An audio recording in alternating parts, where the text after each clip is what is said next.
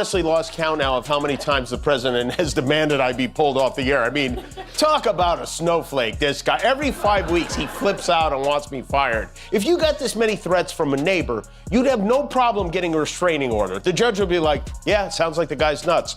Let's be clear. The President of the United States has called for the execution of members of Congress. No president has ever stooped that low. No president has ever encouraged violence the way this president. What you're about to hear feels less like commentary and more like a full-blown fireworks show. And Trump ends up being the firecracker in the middle of it. Jimmy Kimmel teams up with Chuck Schumer, and the last time I saw teamwork this sharp was in one of those action movies where the villain loses the fight and the mustache. They didn't just call Trump out, they leveled him so hard you could practically picture him Googling how to recover from public humiliation.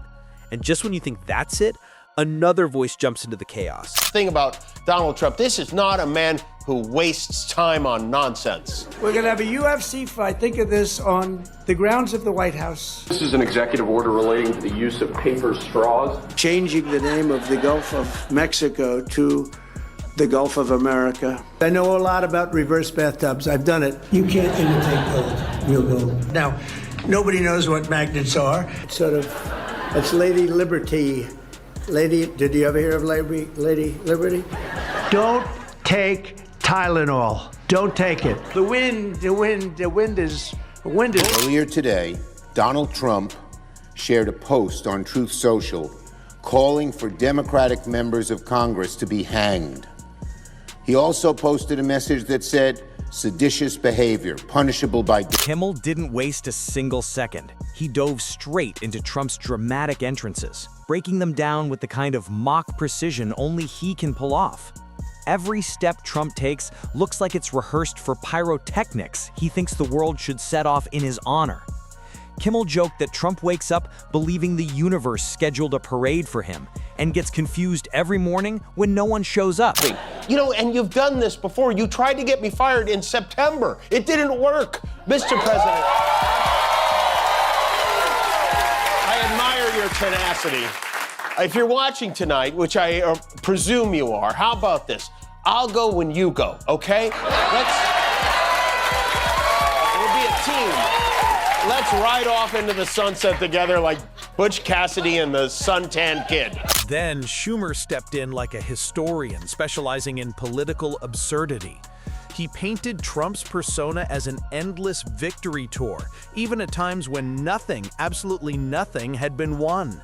In Schumer's retelling, Trump treats every normal moment like it's some royal achievement, signing papers like he's the king, waving like he's divine, sitting down like he's conquering new territory. It was brutal but hilarious. We have already seen what happens when Donald Trump tells his followers that his political opponents are enemies of the state. Every time Donald Trump posts things like this, he makes political violence more likely. None of us should tolerate this kind of behavior. We all remember what January 6th was like. We lived through January 6th. We have lived through the assassination and attempted assassinations this year. We have members whose families have had to flee their homes. When Donald Trump uses the language of execution and treason, some of his supporters. Kimmel hopped back in with a reenactment of Trump's go-to hero stance. Chin lifted, chest puffed, the whole "I believe oxygen is clapping for me" vibe. He joked that Trump walks into rooms expecting a choir to burst into song, and when reality doesn't cooperate, he just imagines the music anyway. He has his minions at the FCC now launching what they call a review of the relationship between TV affiliates and the TV networks, no doubt because of what happened last time they tried to strangle me. He's threatening ABC News. He's been trying to get Seth Meyers fired, and we learned today from The Guardian that Trump's billionaire buddy Larry Ellison and his son David Ellison, who are the biggest stockholders in Paramount and are now competing to buy CNN. The Guardian reported that Larry Ellison had a call with the White House during which they engaged in dialogue about firing some of the CNN hosts Trump doesn't like. Schumer followed up by tearing into Trump's speech style, not the content, just the attitude. He framed Trump as someone who turns every sentence into a dramatic award acceptance moment. Even giving a simple weather update sounds like he's announcing a historic achievement. It wasn't hateful, it was just the perfect satire of someone who never stops performing. Very clear, the job is not done. The vote is not the end, it's only the beginning. Once the president signs the bill, he must apply and execute it faithfully. There must be no funny business from Donald Trump. He must not use the excuse of frivolous investigations to release some Epstein documents while intentionally hiding others that deserve to be. Kimmel came right back, calling Trump's addiction to applause more essential than food and shelter. He joked that Trump scans rooms for approval like radar. In Kimmel's version of reality, silence is basically a personal attack.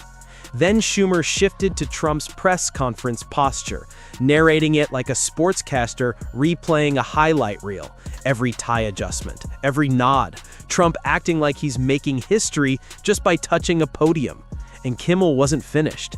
He turned Trump's handshakes into full gladiator battles, reenacting them with this over-the-top hero energy that had the audience dying. Blow to Trump because some of his most loyal footlickers betrayed him. Lauren Boebert, Marge Green, even the certifiable Nancy Mace jumped ship on this one, and now she's bending over backwards to try to win him back. My understanding, it was Donald Trump who came forward. He banned him from Mar-a-Lago. He allegedly, from that email, that he did sit down with authorities, or at least Epstein believed that he did and may have been a whistleblower. And if he did, thank God for Donald Trump. I don't know that there's anything this man cannot do in this country, leading us through healthcare crisis, quality of living and quality of life, the tariffs, protecting women and kids, protecting women in sports, all the things. There's nothing he can't do. Except for Schumer veered into Trump's social media persona next, joking that Trump scrolls through comments like a king reviewing royal messages. Every compliment becomes a national treasure, and every criticism becomes high treason. Kimmel then described Trump's rallies like festivals dedicated solely to celebrating himself. In his mind, even if there aren't banners and statues, he imagines them anyway. Schumer kept the rhythm going by mocking Trump's interview style, how any question, no matter the topic, somehow becomes an excuse to brag about himself. It wasn't politics. It was watching him turn everything into a self-made myth. This is not an invitation for Donald Trump to pick and choose his version of the truth. This bill is a command for the president to be fully transparent, to come fully clean, and to provide full honesty to the American people, even if he doesn't want to. So I want to be clear. Anything less than full transparency will be unacceptable in the eyes of the American people. If Donald Trump refuses to comply, if he refuses to obey the law, Senate Democrats will hold him accountable. We will exercise oversight. We'll demand transparency. We will make it clear to the American people that Donald Trump has broken his promise to come clean on Jeffrey Epstein. Kimmel then gave us a ridiculous but strangely believable vision of Trump's morning routine, not checking his reflection but congratulating it. He joked that Trump wakes up awarding himself imaginary medals for achievements that haven't even happened. Schumer then roasted Trump's business persona like a Greek myth. Any outcome, win or lose, is a victory in Trump's mind. Even tripping on a step becomes some kind of triumph over gravity.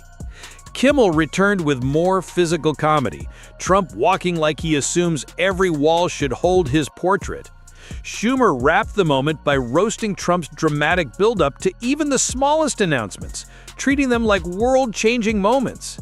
Kimmel came back with more storytelling parody, turning Trump's daily life into a series of exaggerated epic sagas. Trump hosted a black tie gala for the Crown Prince of Saudi Arabia, Mohammed bin Salman, who also happened to be one of Jeffrey Epstein's good pals. According to the writer Michael Wolff, Epstein and MBS, as they call him, were so tight they would play video games together for hours. They went house hunting together. The prince got a shout out in that new batch of emails last week. Wolff says that when Epstein traveled to Saudi Arabia, they would get around the rules that make it difficult for unaccompanied women to enter the country by dressing his lady friends up as flight attendants with a knowing wink. Schumer then mocked how Trump reacts when the spotlight shifts away from him, as if the universe made a mistake.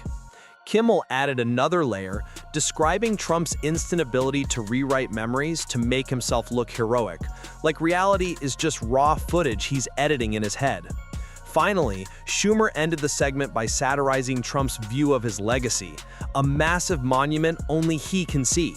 The comedy wasn't cruel, it was just the natural result of Trump believing every move he makes belongs in a museum. He's a damn liar. What he said he would do in his campaign, he ain't doing. In fact, he's doing the opposite. He loves these billionaires, and he's cutting everything so he can cut their taxes. He's destroying government so there'll be no guardrails or barriers against them when they go after working people, when they go after the environment, when they go after consumers and gouge them. Donald Trump said he's as great a president as George Washington, but he much more is like Viktor Orban, the horrendous dictator. Kimmel returned with jokes about Trump's obsession with memorabilia of himself, treating magazine covers like holy relics and hanging them like championship trophies. Schumer followed up by turning Trump's simplest tasks into over-the-top dramatic reenactments, like signing routine documents with the swagger of a knight claiming a kingdom. Kimmel then mocked Trump's attitude at events, walking around like a disguised emperor, nodding meaningfully at walls and chandeliers. The satire was ruthless, but perfectly performed. People were there, including Trump, the Evil Prince, J.D. Vance, Pete Hegseth, even Stephen Miller showed up, which is unusual since he rarely feeds outside his terrarium. Elon Musk was there. It was like an alumni dinner for the Legion of Doom. This group is so cartoonishly evil, we might actually need Austin Powers to defeat them. Ex-Luthor was a surprise, though, Elon Musk, and Trump gave him a little love when he came out. He was checking to see if Elon made himself pregnant, too. These guys, their relationship is like a Cybertruck. It's cold one minute, on fire the next. I guess they made... Schumer moved on to Trump's reactions to receiving praise, acting like every compliment should eventually become a monument. Kimmel joked about Trump's stories evolving into cinematic masterpieces each time he retells them. Schumer then painted Trump's inner thoughts like a non-stop award ceremony, where Trump is both the host and every winner. Pouring water becomes an accomplishment. Sitting becomes power. Existing becomes history. Trying to move America in that direction. Our job is to stop him. Every corner of America that might oppose him, he's trying to crush, whether it be the universities or due process or the courts or anywhere else. The American people are wise to him. We're telling him every day how this guy's a liar. We're telling him every day how this guy's betraying them.